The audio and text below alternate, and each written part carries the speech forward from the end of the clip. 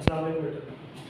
बच्चों जिस तरह के हमारा आर्टिकल चल रहा है रेशो एंड प्रपोर्शन, रेशो हम लोग डिस्कस कर रहे हैं, प्रपोर्शन हम लोग इसके बाद डिस्कस करेंगे। ठीक है, कुछ बातें मैंने आपको बताई थी कि जिस तरह कॉमा से पहले वाली फर्स्ट अमाउंट और कॉमा के बाद वाली सेकंड अमाउंट। लेक्चर नंबर ये हमारा 2 है, फर्स्ट वाला आप लोगों को ज़्यादा डिलीवर हो गया लास्ट टाइम। उसके बाद बेटे हमने जो बातें पढ़ी थी उनको एक दफ़ा रिमाइंड कर लेते हैं थोड़ा सा। Comparison between two quantities of same nature. Comparison होता ही सेम नेचर की चीज़ों के दरमियान, सेम काइंड की चीज़ों के दरमियान। ठीक है बच्चों, और उसके लिए मैंने बताया था कि जब तक आपका कॉमा नहीं आ जाता समझो आपकी पहली वैल्यू चलती जा रही है, और जब तक आप जैसे आपका कॉमा आ जाएगा इसका मतलब सेकंड वैल्यू स्टार्ट होगी। तो जो चीज़ें आपने याद रखनी है वो ये हैं, एक तो कंपैरिजन वर्ड और दूसरा बेटा सेम नेचर। सेम नेचर को आप लोग ज़ाहिर है हम लोग कर रहे हैं, इसको मैथमेटिक्स में डिस्कस कर रहे हैं। मैं इधर लिख देता हूँ, शायद आप लोगों को लाइट की वजह से नहीं समझ आ रहा। कंपैरिजन एंड सेम नेचर बेटे, क्योंकि हम लोग इसको, अब ये बहुत ब्रॉड फील्ड है जो रेशियो है, ये बहुत ज़्यादा यूज़ होती है। बेसिकली ये केमिस्ट्री के ज़्यादा लोगों ने इसको डेवलप करने में ज़्यादा उन्होंने हेल्प आउट की है। मैथमेटिक्स में इतना वर्क नहीं किया था इसके ऊपर, बिकॉज उनको वो चीज़ें लेनी पड़ती थी रेशियोज में, क्लोरीन फ्लोरीन वो सारा कुछ, वो सारा मटेरियल। तो बेसिक इसकी जो हिस्ट्री है, रेशियो जो डेवलप हुई है वो ज़्यादा केमिस्ट लोगों से हुई है, मैथमेटिक्स ने बाद में वर्क किया। तो ये बहुत ज़्यादा ब्रॉड फील्ड है कहीं पर, इसीलिए वो कहता है कंपैरिजन लो और सेम नेचर लो। लेकिन हम लोग इसको यूज़ करें मैथमेटिक्स के अंदर जिसमें होते हैं नंबर्स। तो नंबर जब हम लोग कह रहे हैं तो सेम नेचर में आप लोग ये मुराद ले रहे हो कि सेम यूनिट होनी चाहिए। ठीक है बेटा, तो ये बात आप लोगों को बतानी थी। असल डेफिनेशन सेम नेचर की, ये ना समझ लेना कि सेम यूनिट है इसकी डेफिनेशन। मैंने कहा क्योंकि हम लोग इसको एक स्पेसिफिक फील्ड के अंदर यूज़ कर रहे हैं, हम लोग इसको मैथमेटिक्स के बाहर यूज़ नहीं कर रहे।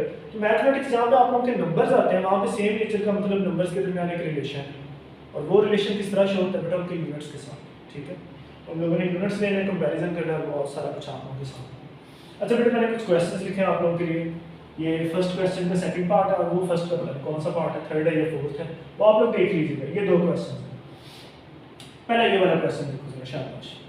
450 सेंटीमीटर और कॉमा आ गया और फिर क्या आ गया 3 मीटर। ये आप लोगों की पहली वैल्यू है, ये आप लोगों की दूसरी वैल्यू है, ये एंटीसीडेंट है और वो कॉन्सिक्वेंट है। यहाँ तक बात समझ आ गई। अब इनकी रेशियो लेंगे, ठीक है, और रेशियो लेके इनको सॉल्व करेंगे। ऐसे ही होगा ना? नहीं बेटे, ऐसे नहीं होगा, बिकॉज अगर आप थोड़ा सा गौर करो तो इसका यूनिट है सेंटीमीटर और इसका यूनिट है मीटर। ये दोनों सेम नेचर के नहीं है, ये डिफरेंट नेचर के हैं। दोनों लेंथ को शो करवा रहे हैं लेकिन दोनों डिफरेंट क्राइटेरिया को यूज कर रहे हैं। एक जो है अपनी लेंथ किस में ले रहा है, सेंटीमीटर में, एक जो है अपनी लेंथ किस में ले रहा है, मीटर में ले रहा है। तो ये दोनों सेम यूनिट के नहीं है, दोनों सेम नेचर के नहीं है। जिस तरह बेटा आप लोगों ने अगर किसी भी चीज़ का कंपैरिजन करना हो ना तो सबसे पहले वो सेम नेचर की होनी चाहिए। जिस तरह देखो अब आपके माइंड में आ रहा होगा कि दोनों लेंथ को शो करते हैं तो हम लोग कंपैरिजन क्यों नहीं कर सकते। बेटे अगर आप लोग एक बहुत सिंपल सी एग्जांपल लो, आप लोगों के पास कुछ पाकिस्तानी रुपीज़ हो, फर्ज करो आप लोगों के पास हो कुछ 7,000 पाकिस्तानी रुपीज़, और उधर से आप लोगों के पास हो $10, और कोई आपको मुझे बताओ कौन से ज़्यादा और कौन से कम है, तो आप लोग नहीं बता सकते। कैसे नहीं बता सकते? क्योंकि दोनों को यूनिट सेम, दोनों रुपीज़ को शो कर रहे हैं लेकिन दोनों का यूनिट सेम नहीं है, दोनों का कंपैरिजन सेम नहीं है। अगर आपने 2 चीज़ों को आपस में कंपेयर करना है तो सबसे पहले उनका यूनिट या उनकी नेचर सेम होनी चाहिए। या तो आपको रुपीज़ को डॉलर में कन्वर्ट करना पड़ेगा या फिर डॉलर को रुपीज़ में कन्वर्ट करना पड़ेगा। और कन्वर्ट करने के लिए हम लोग क्या यूज़ करते हैं, उसके यूनिट्स, उसके कन्वर्जन यूनिट्स यूज़ करते हैं। जिस तरह आप लोगों ने पढ़ा हुआ था बेटा, 1 मीटर में कितने सेंटीमीटर होते हैं, 100 सेंटीमीटर। ठीक है, फिर आप लोगों ने पढ़ा हुआ बेटा कि 1 किलोमीटर में कितने मीटर्स होते हैं, 1000 मीटर्स। ये डिफरेंट तरह के आप लोगों के कंपैरिजन यूनिट्स हैं। जब भी आपने मीटर को सेंटीमीटर में चेंज करना है 100 से मल्टीप्लाई, किलोमीटर को मीटर में करना है 1000 से मल्टीप्लाई, और अगर आपने 1 किलोग्राम को ग्राम में करना है तो 1000 से आप लोग क्या कर दोगे, मल्टीप्लाई कर दोगे। ये सारे कन्वर्जन यूनिट हैं जो एक यूनिट से दूसरी यूनिट में जाने के लिए यूज होते हैं। अब यहाँ पे बेटा देखो इसको गौर से, 450 सेंटीमीटर है और ये 3 मीटर। अब या तो इसको मीटर बना लो या फिर उसको सेंटीमीटर बना लो। बेटे सेंटीमीटर से मीटर में जाना मुश्किल काम है, क्योंकि आपको डिवाइड करना पड़ेगा 100 के साथ, और ये पॉइंट्स में आ जाएगा, और हम लोगों ने तो ऑलरेडी फ्रैक्शन बनाना है। अब अगर पॉइंट भी आ जाए, फ्रैक्शन भी आ जाए, दो डिवीजन आ जाए, तो आप लोगों के लिए सॉल्व करना मुश्किल हो जाएगा। इसलिए मेरी एडवाइस ये है कि आप लोग मीटर को सेंटीमीटर में कन्वर्ट कर लो, बिकॉज 1 मीटर में कितने सेंटीमीटर होते हैं? 100। बेटा जितने मर्जी मीटर के हम लोग उसको सेंटीमीटर में कन्वर्ट कर लेंगे। 1 मीटर में होते हैं 100, तो 3 में कितने होंगे? 300। हम लोग जो भी यहाँ पे लिखा होगा उसको 100 के साथ क्या कर देंगे? मल्टीप्लाई। जब भी हम लोग बड़े से छोटे में जाते हैं तो मल्टीप्लाई करते हैं, जब छोटे से बड़े में आते हैं तो डिवाइड करते हैं। ये आप लोग को अच्छे से पता है। तो बेटे तब तक इसका कंपैरिजन नहीं लिया जा सकता जब तक ये दोनों सेम नेचर के ना हो। तो सबसे पहले मैं इस मीटर वाले को कन्वर्ट करूंगा, 3 मल्टीप्लाई बाय 100। बेटे जैसे आपने इसका कन्वर्जन यूनिट लगाना है, साथ ही आपने इसका यूनिट चेंज कर देना, क्योंकि अब 100 से मल्टीप्लाई हो गया, अब मीटर नहीं लगाना, अब इसका सेंटीमीटर लगाना। जब आप किसी चीज़ का कन्वर्जन यूनिट लगा दो तो फौरन उसकी जो नेचर है, उसका यूनिट है, वो चेंज हो जाता है। तो ये आप लोगों का आ जाएगा 300 सेंटीमीटर, और ये आप लोगों का 450 सेंटीमीटर। यहाँ तक बात क्लियर? अब ये दोनों सेम यूनिट के हो गए, सेम नेचर के हो गए। अब इनके रेशियो ले सकते हैं। ये आपकी फर्स्ट वैल्यू और ये आप लोगों की सेकंड वैल्यू। 450 रेशियो 300, और 450 को बेटे ऊपर लिख लो और 300 को नीचे लिख लो। 0 0 से कट हो जाएगा, और फिर आप लोगों को पता है ये कट होते हैं 5 9 45, 5 6 30, 3 3 9 and 3 2 6, और सिंपलीफाइड फॉर्म में ये आ जाएगा 3:2। यानी पहली वाली 3rd टाइम्स और दूसरी उसके मुकाबले में कितनी है? 2 गुना। और ये बेटा आप लोगों का क्या आ जाएगा? आंसर। इसी तरह का कुछ मिलता जुलता क्वेश्चन हमने इधर लिखा हुआ है। 4 किलोग्राम है और आगे लिखा हुआ 2 किलोग्राम एंड 750 ग्राम्स। बेटे ये सारी एक वैल्यू और ये सारी एक वैल्यू, दो ही यूनिट्स आने हैं, दो ही वैल्यूज आनी है। पहले वाली कॉमा से पहले और कॉमा के बाद वाली सारी क्या कंसिडर होगी? दूसरी।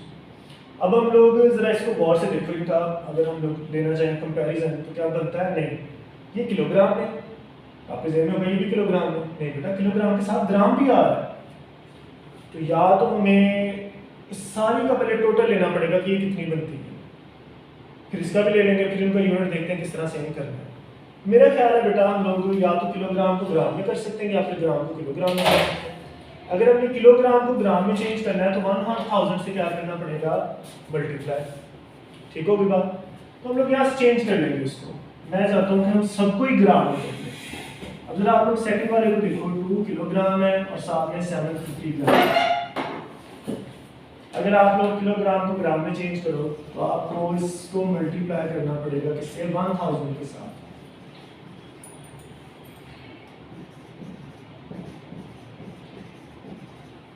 और बेटे जैसे आप लोग किलोग्राम को ग्राम में चेंज करने के लिए कन्वर्जन यूनिट लगाओगे तो दरम्यान में किसका साइन आ जाएगा? सम का या प्लस का।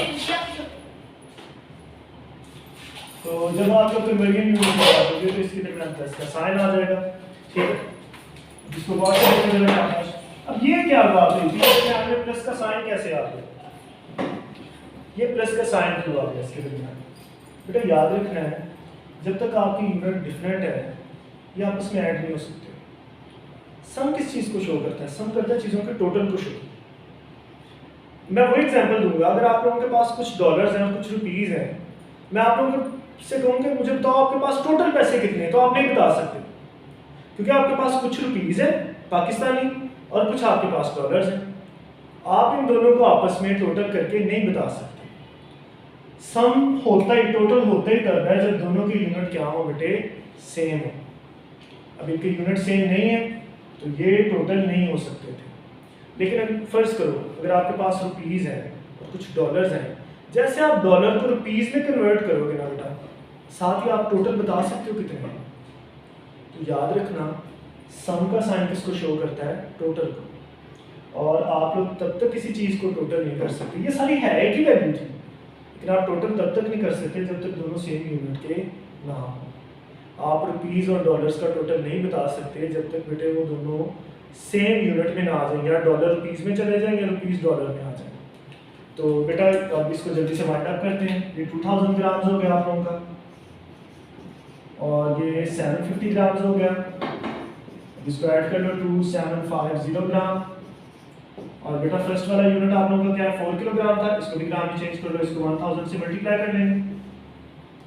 बेसिक जो आप लोगों को समझाने वाली बात है वो समझा दी। ये आ जाएगा 4000 ग्राम।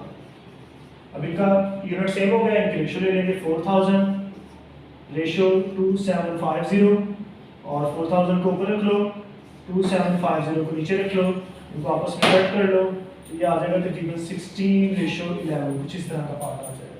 ठीक है बेटा, ये आप लोगों का सिंपल यूनिट है, ये आप लोगों का आज का क्लियर।